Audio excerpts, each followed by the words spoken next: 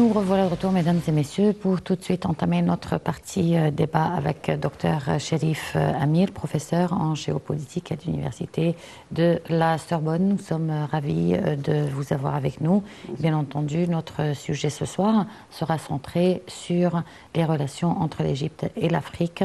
On va un petit peu aussi remonter à l'histoire pour parler du rôle qu'avait l'Égypte et qu'elle commence à reconquérir un petit peu dans le continent africain.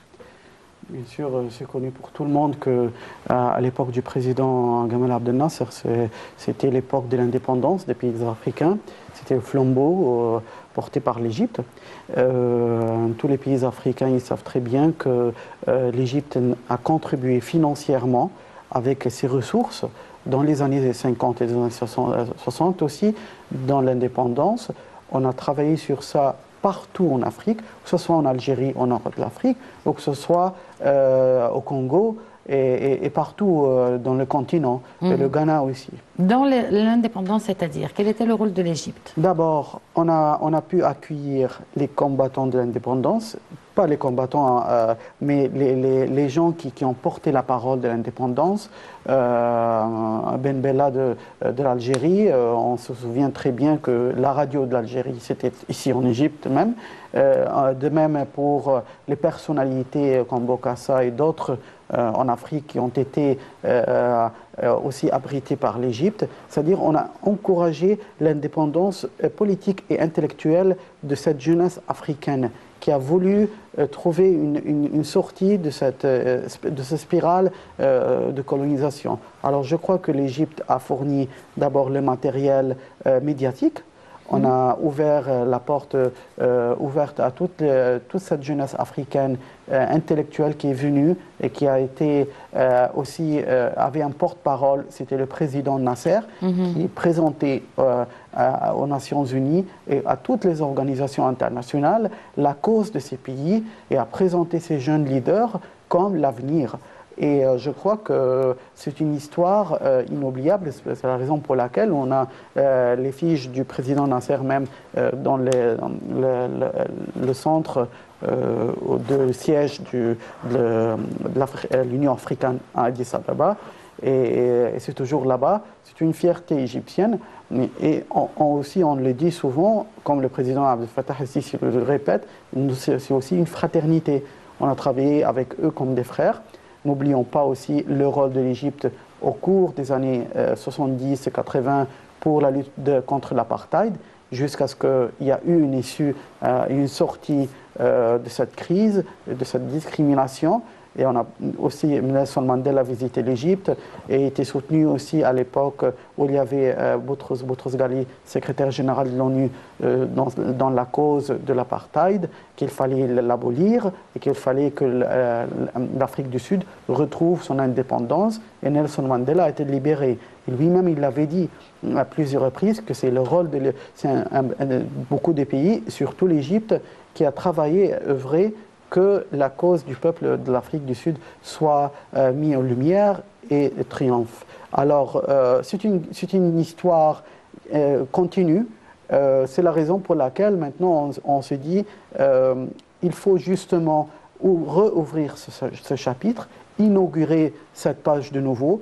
Les liens tissés par nos ancêtres, c'est-à-dire les anciens présidents, existent toujours. Alors, pourquoi pas ne pas continuer cet héritage pour l'avenir. Il est vrai qu'à l'époque du président Gamal Abdel Nasser, l'Égypte avait un rôle prépondérant en Afrique. Mais ce rôle s'est un petit peu terni, si l'on peut dire, avec les années. Et on commence à vivre une renaissance du rôle de l'Égypte en Afrique. Oui, malheureusement, il y a eu ce déclin parce que l'Égypte, dans les années 70 cherchait l'ouverture vers le monde après les accords de Camp David, quand il fallait parler avec l'Occident plus. Même chez les jeunes diplomates, c'était l'aspiration d'aller travailler plus dans les ambassades en Europe. Les années 80, aussi, on a travaillé pour élaborer des relations avec les pays du Golfe et le monde arabe, parce que c'était coupé après Camp David. Et puis, après ça, malheureusement, il y a eu les événements de tentative contre la vie de l'ancien président Moubarak à Addis Ababa. Et là, il y a eu une rupture. Alors ça, c'est le résumé de ce qui s'est passé. Et on est arrivé jusqu'au point de la confrontation, un deux pas de confrontation avec l'Éthiopie sur la question du barrage d'une renaissance. Heureusement, maintenant, alors on a eu le président Abdel Fattah el-Sisi, qui est issu d'une nouvelle génération de leaders, qui est venu, il a dit, arrêtons maintenant cette escalade, il faut travailler immédiatement sur le dossier, parce que l'avenir de l'Égypte, c'est la coopération avec l'Europe et aussi l'Afrique. C'est pas uniquement, il ne faut pas négliger ni cela, ni ça. Et on se souvient, on était radié d'abord de l'Union africaine en 2013, et c'était le président Abdel Fattah el-Sisi avec beaucoup d'humilité. Il n'a pas épargné l'effort. Il n'a pas dit on va rester chez nous et c'est fini. Il a pris l'avion, il est allé au Niger, et puis en Algérie, et puis il a tissé toutes ces relations. Ces deux pays ont présenté notre cause de nouveau. On a eu notre siège de nouveau au sein de l'Union africaine. C'était le premier président égyptien qui effectue une visite au Rwanda. Il a visité le musée de génocide là-bas, et le Burundi. C'était inédit, on ne l'a jamais vu. Il a commencé à contacter des pays clés en Afrique comme le Ghana. On a eu par exemple l'Ouganda avec Yoweri Museveni, un leader symbolique du continent qui est venu ici en Égypte. Et il y a eu les hauts et les bas dans les discussions sur le barrage avec l'Éthiopie. Alors, certains, et surtout des forces extérieures de l'Afrique, ont voulu qu'on arrive au point de non-retour et du blocage. Et malgré la ténacité de certains leaders là-bas, chez les Éthiopiens, le président el-Sisi disait il y a une seule solution, c'est le dialogue. Et il a pris même la parole du peuple éthiopien. Il a dit ce sont nos frères, ils ont le droit de développement économique. C'était toujours le rôle de l'Égypte d'aider tous les pays africains au développement économique. Et le deuxième point, il faut leur expliquer que c'est notre droit de demander que notre partie de l'eau soit garantie. Alors, je crois qu'il a ouvert un chapitre inédit dans l'histoire de relations afro-égyptiennes. Et je crois que, c'est pour cela que je le disais, il y a trois leaders qui vont marquer l'histoire contemporaine de l'Afrique. Le président Nasser, Nelson Mandela et le président Abdel Fattah el-Sisi. Et je ne le dis pas comme ça parce que je suis égyptien par patriotisme, mais parce que sur les faits, un conflit a été évité. On avait tout le droit à assigner l'Éthiopie, à faire des étapes quelles que soient, mais on a dit hors de question, il faut dialoguer, ce sont nos frères. Alors c'est un faiseur de paix dans cette région, dans ce continent. Et en plus, lorsqu'on va discuter avec nos amis en Europe, on défend la cause africaine. Lorsqu'on a combattu l'immigration clandestine, par exemple, on ne l'a pas combattu contre l'avenir des jeunes Africains. On a dit uniquement qu'il faut, s'ils vont rester chez eux, d'abord, on va les aider à ne pas être l'outil de trafic humain dans la Méditerranée et mourir par des centaines comme ça. Et deuxièmement, il ne faut pas les laisser comme ça chez eux, il faut inaugurer des projets, il faut développer la coopération économique. Ben justement, dans son discours, le président Abdel Fattah el-Sisi a mis l'accent sur 3 points clés. Les besoins de la jeunesse africaine, la lutte contre le terrorisme et bien entendu le développement. Alors, les conférences de jeunesse qui ont eu lieu à Sharm el-Sheikh, le président el-Sisi a regardé droit dans les yeux les jeunes et il leur a dit vos pays sont votre avenir et c'est à vous de les construire. Et il y avait même, je me souviens, lorsqu'il a parlé de l'exemple de l'Afghanistan, il a dit pourquoi ils sont arrivés à 40 ans d'acharnement, de conflit. Il a dit parce que c'est la jeunesse qui devait travailler, construisez. Et il faut construire votre avenir. Alors je crois que c'est le message du président el-Sisi à tous les jeunes, que ce soit en Égypte ou en Afrique, parce que on sait tous ce qui se passe en Europe. C'est une période historique maintenant. Il y a un déclin et des problèmes sociaux, économiques, culturels, identitaires et sécuritaires là-bas.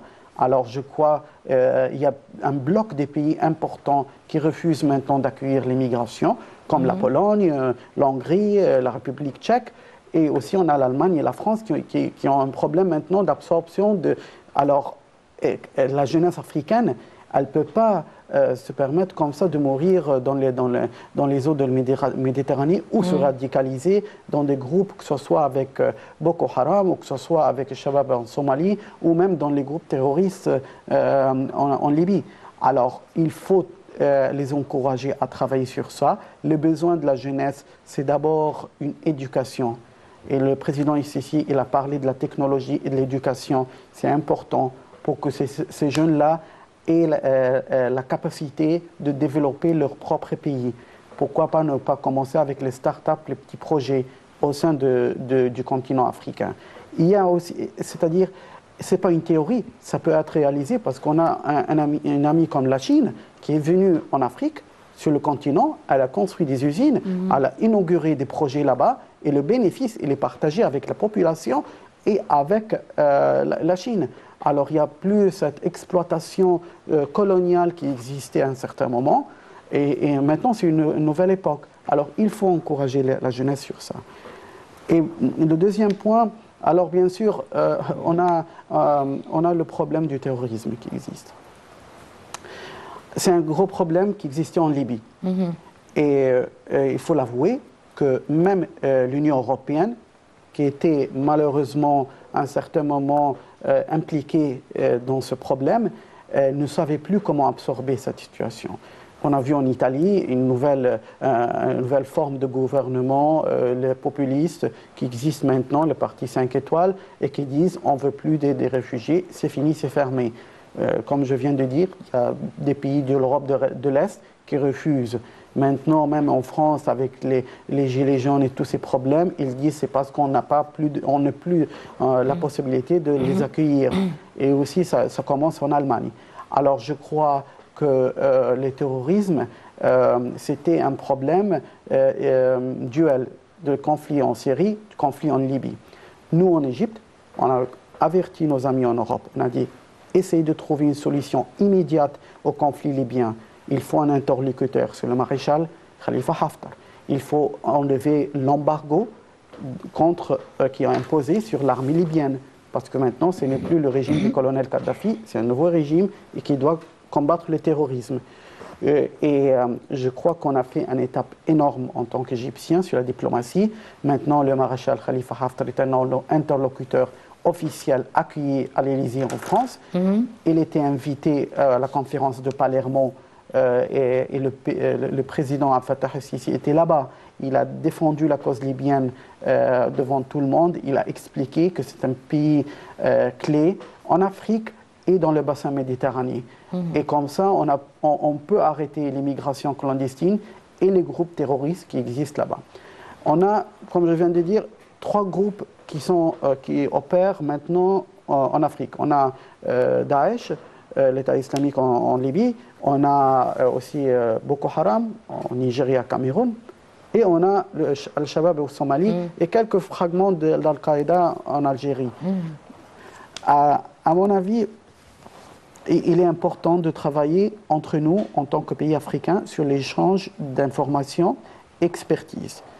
Heureusement et malheureusement, c'est-à-dire, bon, malheureusement, l'Égypte a été frappée par le terrorisme. Or, on a pu accueillir l'expertise. On a lancé cette guerre avec ténacité, on a dit on va faire ça, et on a gagné l'expertise sur tous les moyens.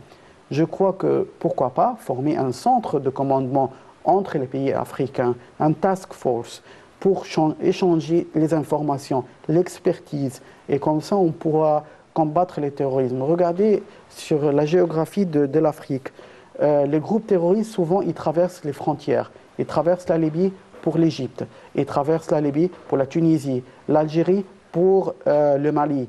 Et le Cameroun et le Nigeria. La Somalie ils traversent vers le Kenya. Donc, il y a un problème d'organisation là-dessus. Il faut que ces pays travaillent entre eux à localiser les centres de regroupement, les bastions de ces groupes terroristes et les éliminer. Parce que sinon, ça sera une spirale ou un cercle vicieux. Un projet important dont le président Abdel Fattah al-Sisi a parlé, c'est le projet Méditerranée Lac Victoria. Comment est-ce que vous voyez la mise en place de ce projet? D'abord, ce projet est une excellente idée pour consolider les relations entre les deux continents qui ont une méfiance l'un de l'autre. L'Europe a la méfiance de l'Afrique pour l'immigration, et l'Afrique a la méfiance pour l'exploitation et l'histoire coloniale. Alors je crois qu'il faut une entente sur des bases de coopération, de développement. Ce projet-là, qui sera inauguré ici, soit promu par un pays comme l'Égypte, qui est la pierre angulaire des relations afro-européennes, je crois que ça sera une très bonne initiative. Pourquoi? Parce que l'Égypte a une excellente relation avec l'Union européenne et les pays africains qui sont nos frères dans le continent. Alors, il faudra d'abord économiser pour ça, des budgets doivent être réservés pour ça, et pour faire ça, il faut comprendre, il faut expliquer à tous les pays et aux Européens qu'il y aura des bénéfices là-dessus. Si on aide la jeunesse africaine et on aide à développer ce type de projet, bien sûr, il n'y aura plus besoin à l'immigration qui les rend perplexes par rapport aux relations avec l'Afrique. Et pareil, les pays africains vont comprendre qu'il n'y aura plus d'emprise européenne sur leurs ressources, une exploitation, une discrimination. Non, ce sera des projets sur leur propre pays. C'est important de les faire. Et c'est important de consacrer un effort à établir ce genre d'entente entre l'Afrique et l'Europe, parce qu'on est liés ensemble par le bassin méditerranéen et par l'histoire aussi. La francophonie, elle est partout en Afrique, et l'autre partie parle en anglais. Alors, on est condamné à cette relation. On ne peut pas éviter l'un l'autre. Alors, il faut trouver une autre solution que la confrontation ou la méfiance. Bon, mais les causes principales de l'immigration clandestine, c'est ou la pauvreté ou les conflits. Donc, comment est-ce qu'on peut remédier rapidement à cela? Ce sont des questions qui prennent du temps. D'abord, là, c'est le rôle de l'Union africaine. Les conflits internes, il faut trouver des solutions. Par exemple, un pays nouveau-né comme le sud du Soudan. Pour l'instant, depuis 2011, il y a toujours un conflit interne. Il y a de médiation. L'Égypte, le Caire, a d'excellentes relations avec Djouba, la capitale le sud du Soudan. Il faut expliquer à ces pays qu'il faut une stabilité interne pour le développement. Je comprends que c'est très complexe parce qu'il y a la mentalité tribale qui existe encore. Et la mentalité tribale, elle est partout en Afrique, il faut l'avouer. Même lorsqu'on parle des causes à défendre les droits de la femme et tout, c'est pareil, c'est lié à la pensée tribale qui existe dans le continent. Mais il faut aussi expliquer le danger. Le danger, c'est qu'il y aura des ruines partout. Un pays comme le sud du Soudan, c'est très riche avec le pétrole. Pourquoi il y a des gens qui quittent ce pays, leur pays natal, et ils cherchent à immigrer ailleurs? Pareil aussi sur l'Érythrée ou les pays du Corne africain, c'est très riche avec les ports là-bas, mais malheureusement, il y a les conflits. Alors, ces conflits-là, il faut trouver une solution rapide, c'est-à-dire, oui, on respecte qu'il y a une diversité culturelle, diversité dans la mentalité tribale là-bas, mais jamais le conflit armé est une solution. Aussi, il y a des conflits étatiques, et ça, c'est alors arabo-africain, c'est le conflit entre l'Algérie et le Maroc. Il y a toujours une méfiance, il y a toujours ce malentendu qui existe entre ces deux pays frères. Il est important de faire cette médiation, d'expliquer que le problème du Sahara occidental, ça pourrait être résolu avec l'aide de Mauritanie, qui est un pays africain et arabe aussi. C'est-à-dire qu'il y a des liens plus que les différences. Alors comment on laisse les différences qui sont des points comme ça à être vraiment un problème énorme? Mais tout ça ne veut pas dire qu'on est contre la coopération avec l'Europe. Coopérer entre nous, c'est-à-dire qu'on veut avoir des bonnes relations avec l'Europe. Et on doit aider cette mentalité de coopération. Ce n'est pas une vengeance contre l'Europe, sauf qu'on protège l'intérêt de l'Afrique. On le protège contre que ce soit l'intervention extérieure de la Turquie ou le Qatar ou d'autres pays, c'est-à-dire on travaille sur le bien de tout le monde. Et c'est le rôle de l'Égypte depuis toujours dans ce continent.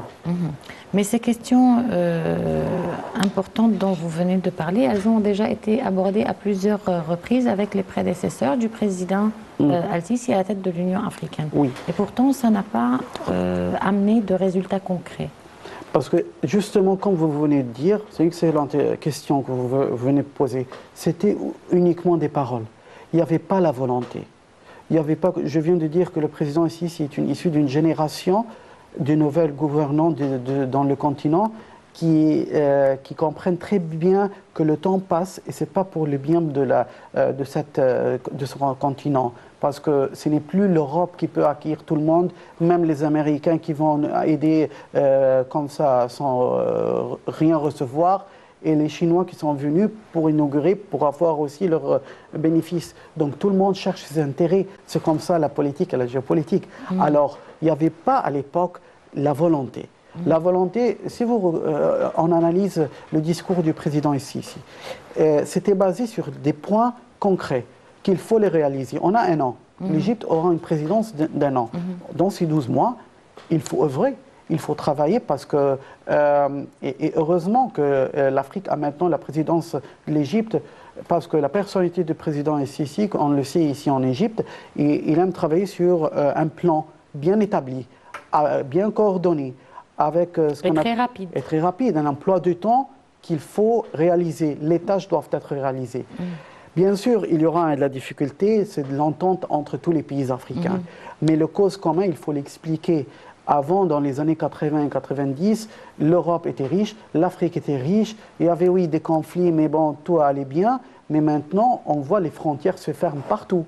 Les économies ne sont plus comme avant. Et l'urgence, c'est aujourd'hui. Alors, je crois que c'est un jeune leader qui amène un discours concret. Ou bien, vous, les Africains, vous allez bouger et travailler, sinon, ça sera trop tard et on sera de nouveau à l'arrière des nations. Je crois que cette fois-ci, il y aura des initiatives, il y aura des réunions. L'Égypte est un porte-parole maintenant de l'Afrique envers l'Europe, envers l'ONU, envers toutes les organisations internationales. Je crois que c'est bien pour l'Égypte, c'est excellent pour l'Égypte, et c'est excellent aussi pour l'Afrique qui a ce dynamisme de la présidence égyptienne avec ce dynamisme. Au cours de ce 32e sommet, les dirigeants africains ont parlé de siège permanent pour l'Afrique à l'ONU. Quelle est la faisabilité de cela? De ce que je connais, bien sûr, dans mon domaine de recherche, la réforme de l'ONU viendra tôt ou tard. Ça se rapproche. Je vous donne un exemple très rapide. L'accord de Aix-en-Chapelle entre l'Allemagne et la France. Il y a eu une clause très claire qu'il y aura une alternance entre la France et l'Allemagne pour le siège de l'ONU. C'est-à-dire l'Allemagne peut un jour siéger et utiliser le droit de veto. Depuis 1945, on ne l'a jamais imaginé. Ça commence à être établi d'une façon ou d'autre. La réforme viendra. Les Américains, avant, ils étaient perplexes. Maintenant, l'administration Trump, elle exige qu'il y aura des réformes. La Russie, elle exige aussi qu'il y aura des réformes. Les 5 grandes puissances demandent qu'il y aura des réformes. L'Angleterre, elle sait maintenant qu'elle n'est plus dans la même zone européenne dans la prise de décision comme la France dans le siège du Conseil de sécurité. Alors c'est faisable. Je crois si on aura un poids économique, un poids politique, bien sûr, il y aura un siège. Mais les critères pour obtenir un droit de veto, c'est quoi? Alors, c'était bien sûr les 5 pays gagnants de la Deuxième Guerre mondiale. C'était la Chine, la France, l'Angleterre, les États-Unis et l'Union soviétique à l'époque. Bien sûr, maintenant, l'Allemagne est devenue une puissance économique et la première puissance économique de l'Europe. C'est pour cela qu'ils disent maintenant il faut que la voix de l'Europe soit présentée par l'Allemagne. Maintenant aussi, on a des pays comme l'Inde qui disent notre population c'est comme la Chine, il faudra qu'on soit présenté. L'Afrique du Sud, à un certain moment, elle a dit nous, on a l'industrie économiquement, on représente l'Afrique. Et maintenant, l'Égypte qui émerge, qui dit nous sommes le lien entre l'Afrique, l'Europe et l'Asie. Alors, le monde change. Le contexte n'est plus qu'en 1945. Tout est différent. Et ça va changer. Parce que tout simplement, il y a des puissances qui sont plus fortes maintenant qu'avant. À mon avis, il faut des ententes entre les pays pour que ce changement ait lieu d'une façon compréhensible. Mais à mon avis, il n'y aura pas un siège pour l'Afrique, plutôt ce sera un pays africain ou une alternance comme en Allemagne et la France, ce sera une alternance entre certains pays africains sur ce siège. Est-ce qu'il y aura le droit de veto? Je ne sais pas, parce que pour l'instant, on a un blocus total sur toutes les résolutions à cause de ce veto. Alors je crois que non, ce ne sera pas vraiment quelque chose octroyé à n'importe quel pays. Mais en tant que géopoliticien, vous ne pensez pas que le droit de veto aujourd'hui, il devrait être aboli? C'est un acquis. Quand on dit, je suis aussi un juriste, alors je dis c'est un droit acquis. Vous avez eu un droit après cette Deuxième Guerre mondiale et tous les pays s'attachent à ce droit. Ils disent on ne va pas le lâcher facilement. Oui, mais parce que tout le monde se tourne aujourd'hui vers la démocratie, vers les référendums, vers l'élection. Alors ça va commencer à l'intérieur des pays. Regardez en France maintenant, par exemple, les Gilets jaunes parlent de RIC, référendum à l'initiative citoyenne, que c'est le peuple qui va réunir et décider. Si ça va être comme ça en France, et ça sera ailleurs en Europe, bien sûr, il y aura une mentalité extrêmement différente, totalement différente par rapport à la politique étrangère. Et le droit de veto ne sera plus posé. Mais avec le contexte actuel, bien sûr, c'est une forme... Le veto, il est quand même un bras de fer, c'est-à-dire lorsque les Américains décident on va bombarder la Syrie, vous avez la Chine et la Russie qui disent non, on ne va pas le faire. Alors, il y a un contexte qui va changer, et ce contexte va changer d'abord à l'intérieur de la société. Si en France, on va dire il faut arrêter tout ça, le peuple va décider, on va voir après ça une diplomatie ouverte comme ça. Docteur Cherif Amir, vous êtes professeur en géopolitique à l'Université de la Sorbonne. Nous sommes ravis de vous avoir avec nous. Merci. Merci d'avoir répondu à notre invitation. Et donc, on vous remercie de nous avoir suivis. On se retrouve demain à la même heure avec une nouvelle édition de Direct et un nouveau colloque.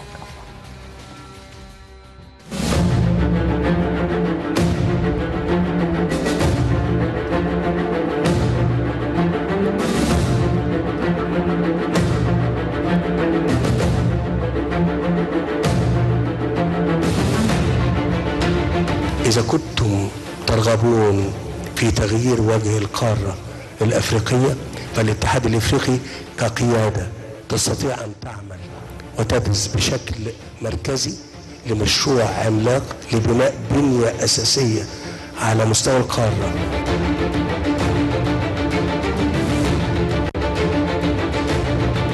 هذا المنتدى منبرا مواتيا لتأكيد أهمية تعزيز أطر التعاون الإفريقي متعدد الأطراف والمساهمة في تحقيق التنمية الاقتصادية وتوفير مزيد من فرص العمل لأبناء هذه القارة، وكذا بحث سبل تطوير البنية التحتية وتوسيع قاعدة النشاط الاقتصادي، وهي العناصر التي تأتي جميعا ضمن أولويات رئاسة مصر للاتحاد الإفريقي عام 2019. الوقت أنا بعتبره في تقديري عامل حاسم جدا جدا لابد من وضعه في الاعتبار كتحدي من التحديات اللي احنا في افريقيا وفي مصر. انا اتصور ان الامن والاستقرار استثمار. إذا لم تستقر هذه القارة والأمن فيها بمعدلاته عالية، هذا الأمر سينعكس بالسلب علينا كلنا. ما تسيبوش بلدكم، خليكم موجودين معانا. انتوا تقدروا تعملوا هتعملوا.